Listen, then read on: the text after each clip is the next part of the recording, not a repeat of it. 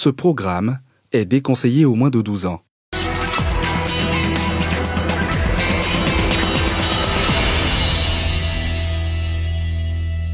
y a quelque chose qui a bougé. Quand j'ai dit au commissaire, au moins, il a attendu la voie, il a allumé la torche, il a pris la poudre d'escampette. Il y a un talisman au cou de la tortue, ce qui lui permettait d'être toujours sauvé.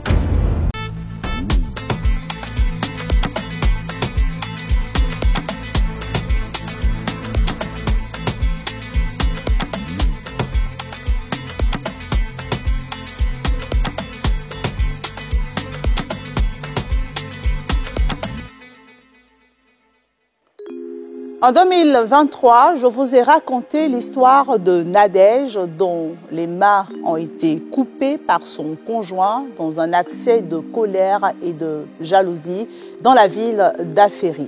Après son acte sauvage, Yves, un repris de justice, a disparu dans la nature, semant le chaos et la réprobation dans tout le pays. Pendant 1 an et demi, ce présumé criminel a défié les forces de l'ordre, échappant systématiquement à leur traque. L'enquête a piétiné jusqu'au 19 octobre 2024. Ce jour-là, un coup de fil inattendu a changé le cours de l'histoire. Yves vient d'être interpellé. La nouvelle fait le tour de la ville, puis du pays. Mais qu'est-ce qui a permis de mettre fin à cette longue cavale? Focus fait divers ce soir dévoile les coulisses de l'arrestation d'un fugitif resté trop longtemps en liberté.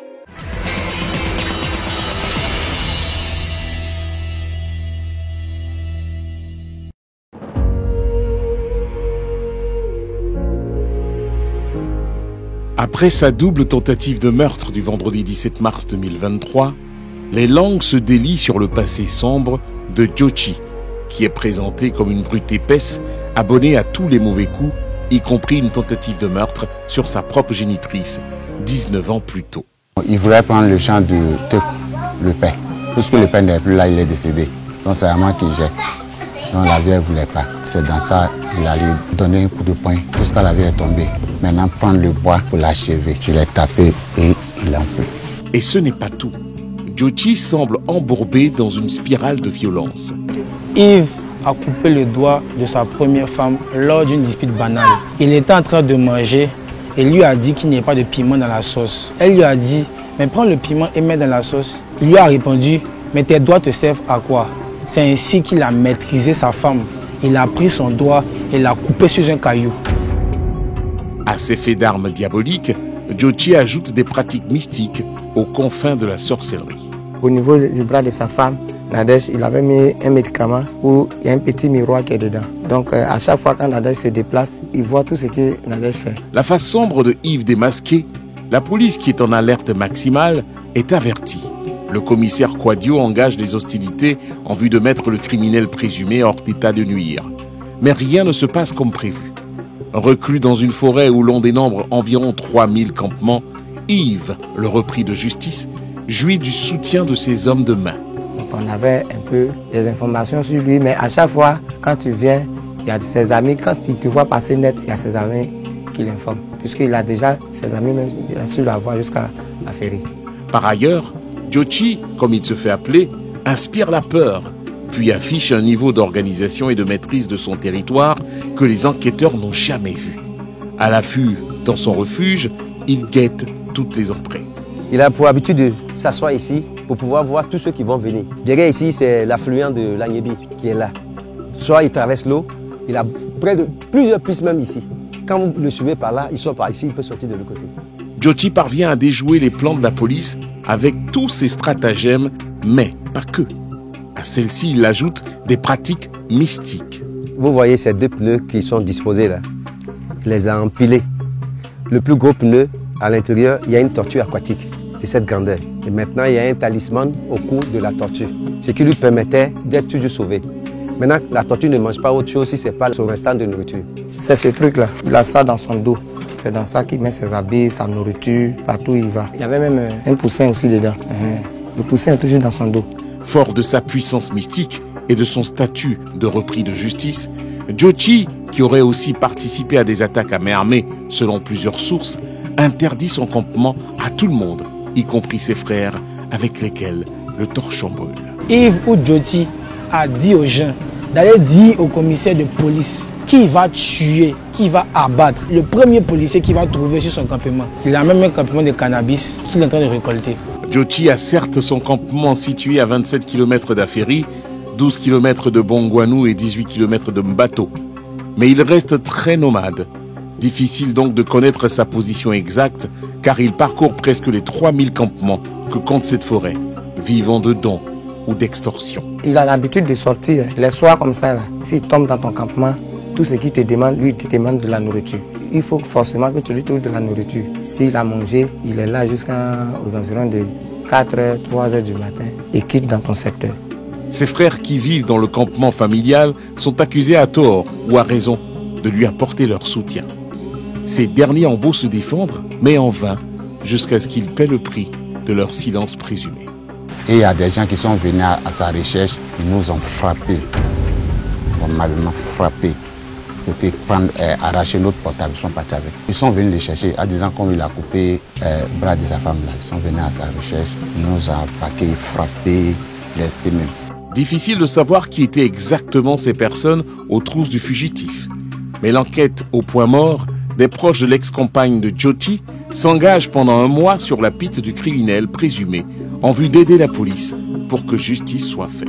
Les 1 mois que j'ai fait en brousse, c'était pour pouvoir venir voir un peu ses traces, comment est-ce qu'on peut mettre la main sur lui. En tout cas, quand j'ai une information sur lui, il fait signe au commissaire pour lui dire que voici dans tel coin, on dit s'est déplacé pour aller dans tel coin. C'est pourquoi on est venu rester dans la brousse, chercher ses traces. Enfin, le dimanche 18 février 2024, la traque commence à porter ses fruits. Yves a bien été localisé dans son campement. Cependant, les troupes de la police resteront en embuscade dans la forêt jusqu'à 3 heures du matin. Yves finit par attirer l'attention. Ce que les policiers et guetteurs ne savaient pas, c'est que le fugitif n'était pas à la chasse ce soir-là. Ne dormant plus dans sa case depuis sa cabale, il dort là, sur cette pierre, à la Belle Étoile. Le torse nu est vêtu uniquement d'un dessous, il s'est couvert d'un drap et d'un sachet noir.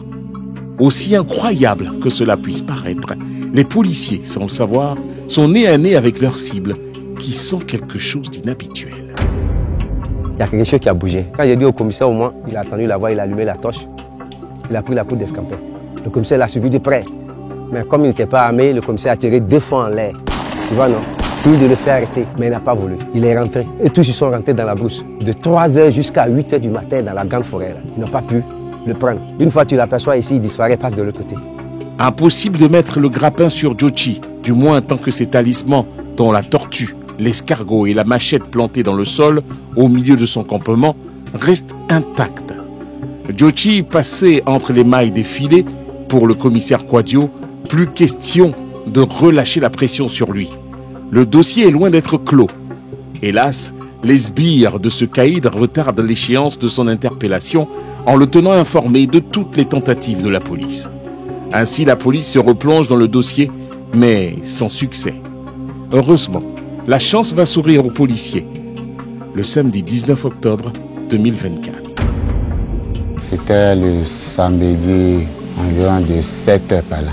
J'étais là, on a cueilli un cacao familial, il n'était pas dedans. Moi et l'autre grand frère. Donc on a cueilli le cacao jusqu'à rassembler, cabosser, mettre ça sur le secours. Et du coup, le samedi matin, il est venu nous trouver en voulant ramasser le cacao pour partir. On s'est donné l'abadage à Ebaka et il m'a donné un coup de poing en disant me tuer. En lieu et place d'humer l'air de sa nouvelle vie de fugitif et de faire profil bas, Jyoti s'attaque à la machette à ses frères qui le couvraient jusque-là en raison de leur récolte de cacao. C'était la ligne rouge à ne pas franchir. Au cours de la bagarre, ces derniers réussissent à lui ôter ses amulettes mystiques, le désarmant totalement. Alors qu'ils étaient au sport, les policiers reçoivent un appel inespéré. Après tant de chagrin et de déception, personne n'aurait imaginé un tel rebondissement. Très vite, ils mettent le cap avec les guetteurs sur le campement de Djochi. On est venu les trouver, ils étaient 2. Mais nous, on sait que peut-être qu'ils n'étaient pas seuls. Mais après, quand ils ont vu la police, c'est ça que les autres ont pris la fuite. Sinon, nous, on est venu trouver 2 personnes en train de lutter. Cette fois-ci, le guetteur Akoto Aketio s'empresse de détruire les talismans de Djochi, dressés au milieu de son campement pour qu'il n'échappe pas à la police. Ce jour-là, son pouce est retrouvé mort. On aurait dit que Djochi a compris que ses talismans l'avaient lâché et que c'était la fin pour lui. Très vite, il se met à table dans un français approximatif. Il ne maîtrise pas le français. Il dit « Commissaire, écoute-moi, tu n'es pas Dieu ». Il dit que ce sont ses frères qui lui ont lancé un sort pour obtenir les plantations, ce qui l'a amené à découper les bras de sa compagne. Mais nous, on s'en tient aux faits palpables. Il a dit à ma grande soeur que s'il revenait, qu'elle allait l'éteindre. Je pense que je vais pour rester, je vais pour revenir. Mais si je reviens, il y aura affaire à moi. On avait peur, mais il y a d'autres aussi qui avaient peur que nous-mêmes.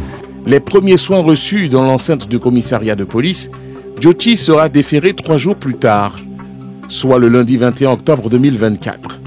Mais une visite médicale s'impose avant son entrée dans le milieu carcéral. Conduit d'emblée au CHR de Dimbokro, il est ramené à Dzopé pour insuffisance de place dans le premier centre.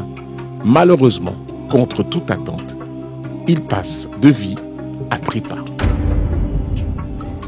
Le patient Yves est arrivé dans notre établissement aux environs de 14h26, dans un état pitoyable. Il a été accompagné par la police d'Aféry et directement conduit aux urgences chirurgicales. Il présentait des blessures au crâne, à l'abdomen, au thorax et aux membres. Malheureusement, 2 heures après son admission, soit à 16h14, il a succombé à ses blessures. C'est un coup de massue pour sa très longue liste de victimes qui espérait le voir juger et purger une peine. Yves ou Djochi emporte avec lui ses secrets. L'on ne connaîtra jamais les réelles raisons de toutes ces violences dont il a fait preuve pendant son existence. Par rapport à Nadège, je demande aux personnes de bonne volonté de lui venir en aide. C'est vraiment parce que là, elle ne peut rien faire. Vu que maintenant, les prothèses, là, elle a besoin de ça.